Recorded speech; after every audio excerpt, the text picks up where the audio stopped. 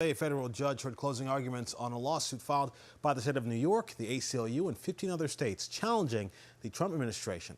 Now, activists say this suit is meant to silence immigrant communities while the government claims it will help them enforce the Voting Rights Act. Pix 11's Christian Benavides was at court today and joins us live now with the very latest on what happened there. Christian. Yeah, Corey Tamsin, it was a controversial move. The census is not only used to determine billions of dollars of federal aid, but also to determine the number of House seats and electoral votes for each state, which is why some groups say the question is meant to suppress immigrant communities.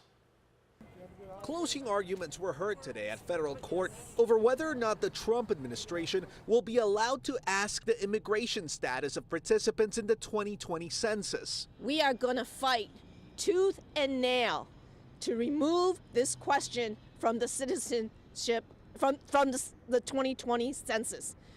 It is unlawful to be put on there. It will chill participation, and we will fight all the way up to the Supreme Court.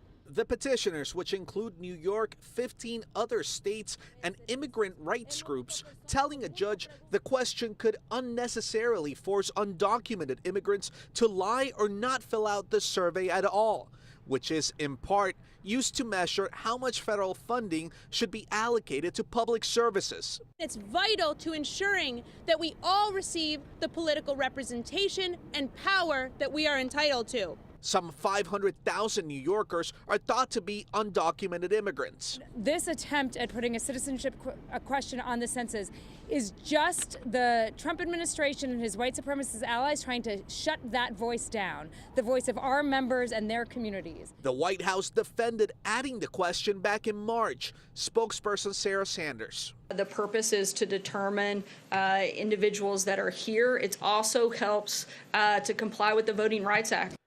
The judge is expected to rule on this case in the coming days, and there is a separate suit filed by the state of California that's also working its way through the courts. Corey Tamsin. All right, Christian.